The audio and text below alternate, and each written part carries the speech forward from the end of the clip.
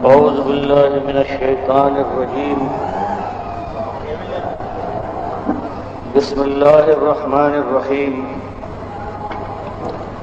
والسماء بنيناها بأيد وإنا لموسعون والأرض فرشناها فنعم الماهدون ومن كل شيء خلقنا زوجين لعلكم تذكرون وفروا إلى الله إني لكم منه نذير مبين ولا تجعلوا مع الله إلها آخر إني لكم منه نذير مبين. یہ پروردگار عالم کا بیان ہے، مالک کا کلام، پروردگار کی زبان ہے. وہ جو خالق ہے فرماتا ہے والسماء، یہ آسمان اپنے سروں پر چھت بنا ہوا تمہارے اوپر قائم ہے. دنیا والوں، یہ تم نے بنایا ہے، تمہارے باپ دادا کی کرشمہ کاری ہے، یا تمہارا کوئی غوث، کوئی قطب، کوئی بابا، کوئی حضرت، کوئی دربار ہے جس نے اس کو قائم کیا ہے؟ یہ مکے کی گلیوں میں، خانہ کعبہ کی حدود کے اندر، ظلم مجاز اور ظلم جنہ کے بازاروں میں، عکاس کے میلے میں، مینا کی گھاٹی میں ایک ہی بات یاد دلاتا ہے اللہ کا آخری رسول صلی اللہ علیہ وسلم کہ لوگوں مسئلہ ایک ہے، اپنے مالک، اپنے آقا کا حق پہچانو، اس پر دسترازی نہ کرو، یہ ایک مسئلہ ہے. اور سنو، یہ آسمان اسی مالک کا بنایا ہوا ہے، یہ زمین اس نے بچھائی ہے، اور جو جوڑے پائے جاتے ہیں ہر چیز کے، وہ انسان ہو یا جانوروں میں سے یہاں تک کہ پھولوں تک میں جو جوڑے بنے ہوئے ہیں، یہ اسی کی کار فرمائی اور کرشمہ کاری ہے. تو بتاؤ اب کس کے دامن میں پناہ لوگے؟ کس کے سامنے سر جھکاؤ گے؟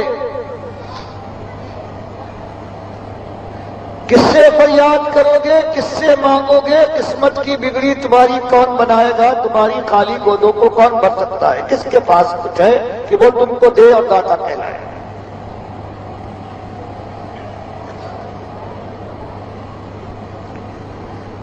تو بیان کیا جا رہا ہے کہ قوم کے لوگوں، ابراہیم اور اسماعیل علیہ السلام کو اپنا بڑا ماننے والوں،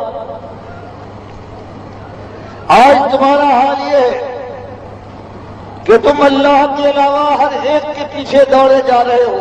مصیبت آ جائے تمہارا مشکل کشا کوئی اور ہے، اس کے در پر دستک دو گے. تمہارے اس کے دروازے بند ہو جائے، تنگی آ جائے، تمہارا رزاق اور تمہارا داتا کوئی اور ہے. تم پر مصیبت ٹوٹ برسے، تم کسی اور کو غاص مان کر آواز دیتے ہو. تمہارے گھر میں اولاد ہو تو تم ود بابا کی داد و دہش گرداننے کے بعد ان کی نظر و نیاز کر کے، ان کا چڑھاوا چڑھا کر تم ثابت کرتے ہو کہ ان کا دیا ہے اور ان کے شکر گزار ہم ہیں، اور وہ داتا ہے، وہ دیتے ہیں، گودیاں بھر دیتے ہیں اور جوڑیاں خالی باقی نہیں رہتی. جو 1400 برس کیفیت تھی اور وہ پلٹ آئی ہے میرے بھائیوں. ان کے اوپر 2500 سال گزرے تھے،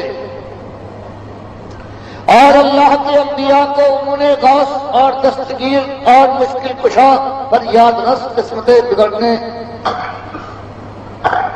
بگاڑنے اور بنانے والا مان کر ان کی دعائیاں تھیں، ان کی پکاریں تھیں. ان کے گھر کے وہ مناتے تھے، ان کو غوث کہہ کے آواز دیتے تھے، یا ابراہیم رزقی.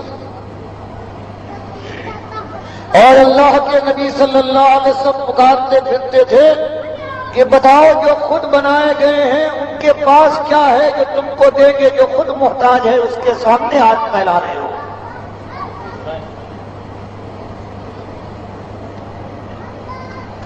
اور جو زندہ رب ہے تم نے اس کو چھوڑ دیا ہے،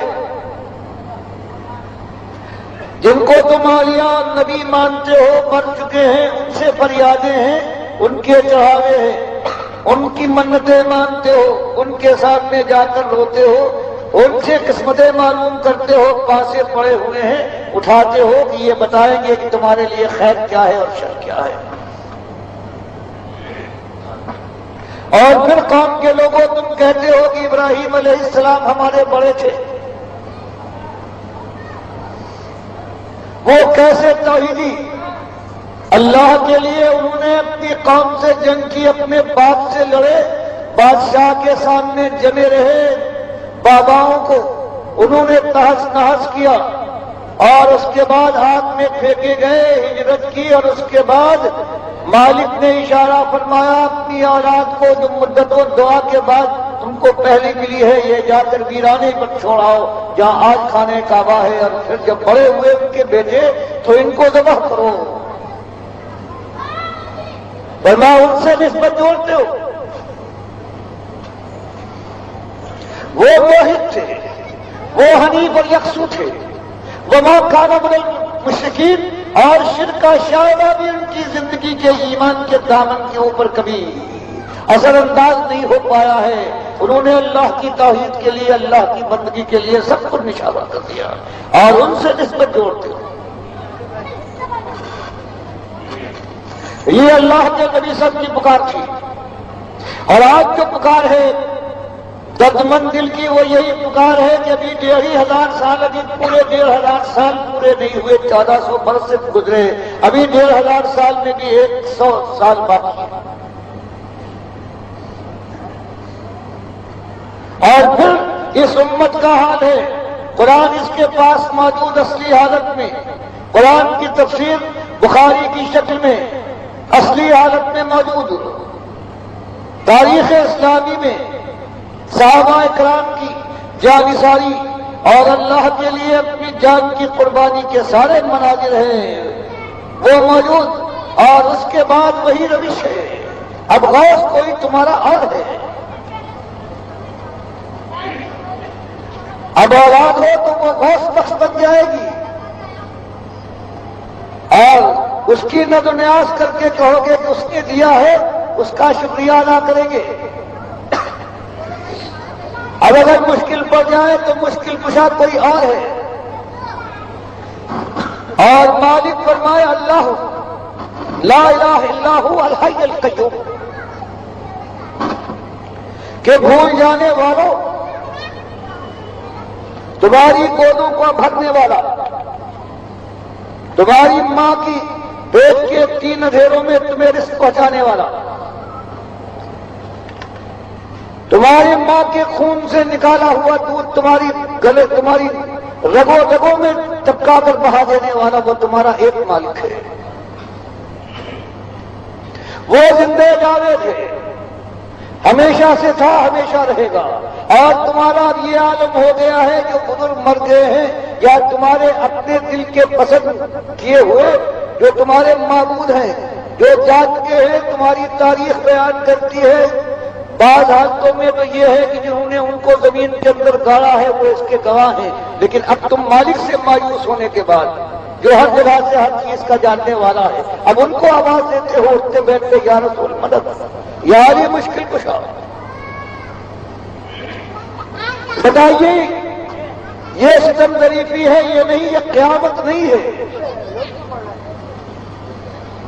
کہ وہی امت اس کی تاریخ میں پہلی سانس اس نے لی ہے ایمان کے ساتھ ساتھ کرنے، اور پھر 30 سال پورے نہیں گزرے تھے کہ مشرق اور مغرب کی سرفرازی اور کامرانی کا تاج اللہ نے اسی ایمان کے اوپر ان کو پہنایا تھا، اور آج ان کی ماں اور بہنیں ہندوؤں اور سکھوں، عیسائیوں اور یہودیوں کے بستروں پر بکھری پڑی ہیں۔ آج ان کی لاشوں پر تخت بچھے ہوئے ہیں،